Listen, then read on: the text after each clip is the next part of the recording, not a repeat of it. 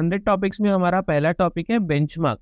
तो बेंचमार्क क्या होता है बेसिकली, मैं आपको एक सवाल पूछता हूँ। मैंने एक म्यूचुअल फंड में पैसे डाले और उसमें 18% रिटर्न आया, 18% रिटर्न आया, ठीक है। कैसा फंड है ये अभी? 18% is a good return, yes और no? Yes, 18% is absolutely good return, बराबर है।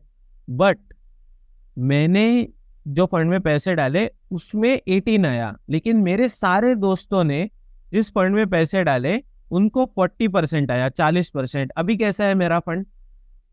अभी सबसे खराब मेरा ही है, ठीक है। सो म्यूचुअल फंड में या फाइनेंस मार्केट में अगर हम बात करें, फाइनेंशियल मार्केट्स में अगर हम बात करें, तो आइसोलेट इंडिविजुअली अगर हम देखेंगे तो हमें पता नहीं चलता है ये अच्छा है या बुरा है, ठीक है। अगर हम कंपेयर करेंगे, किसी और से कंपेयर करेंगे तो हमें पता चलेगा, ठीक है।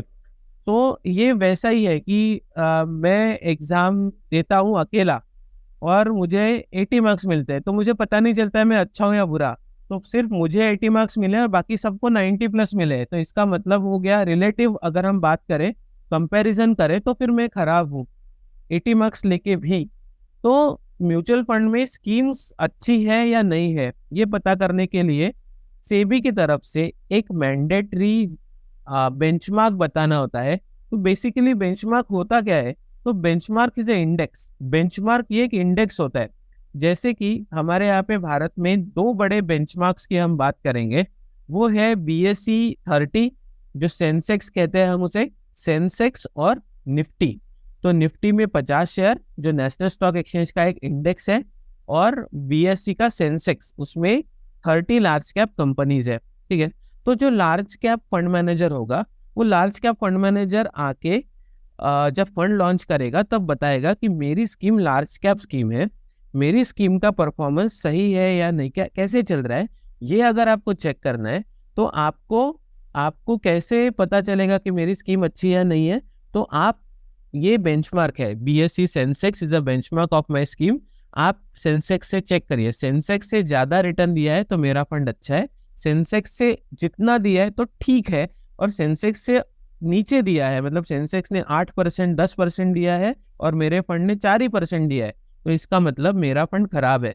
तो ये सेबी ने मैंडेटरी किया है। तो हर फंड के लिए बेंचमार्क बताना कंपलसरी होता है।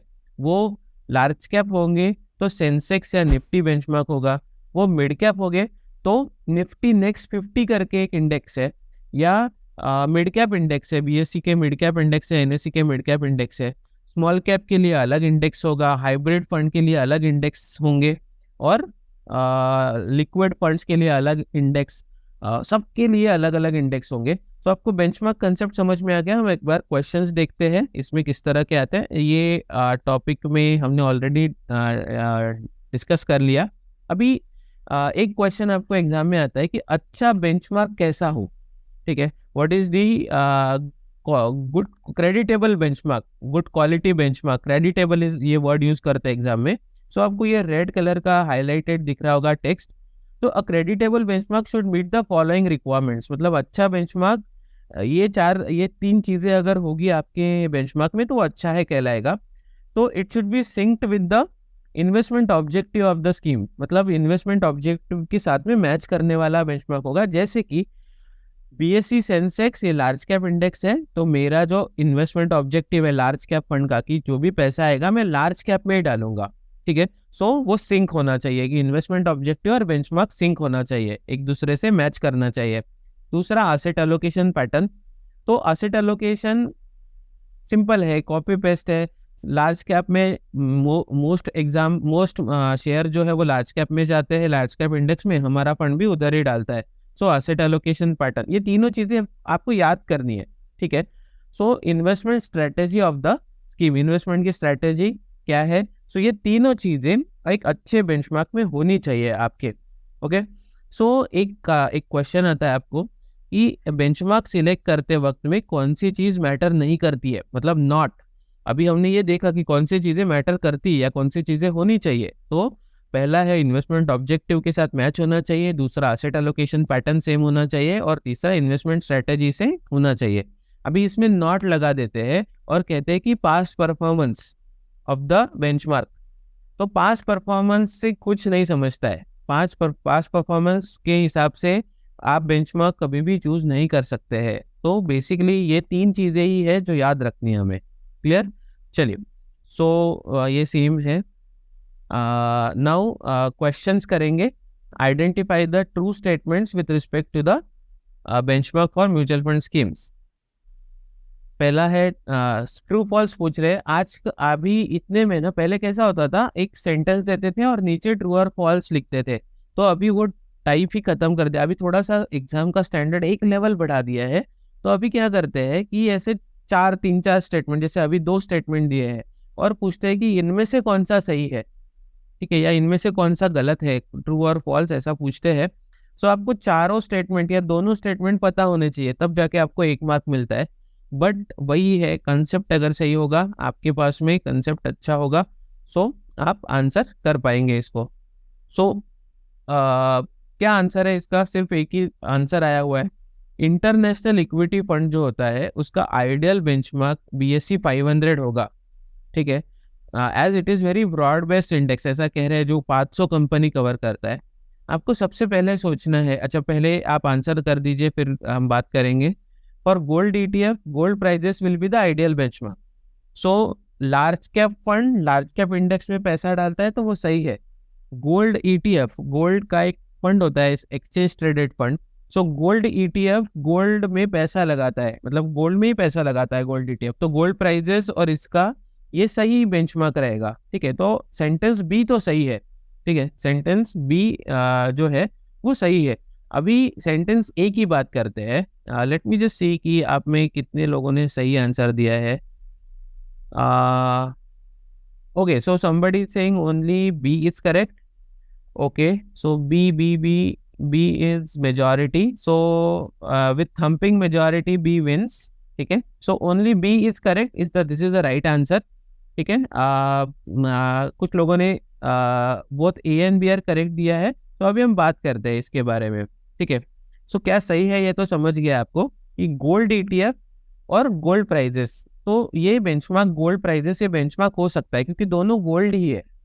ओके, नाउ इंटरनेशनल इक्विटी मतलब भारत के बाहर पैसे लगाने वाला फंड, ये BSE 500 का इंडेक्स कैसे ले सकेगा? अभी आप समझिए कि BSE 500 जो है, ये BSE 500 इंडेक्स जो है, ठीक है, ये इंडिया में ही पैसे लगाता है।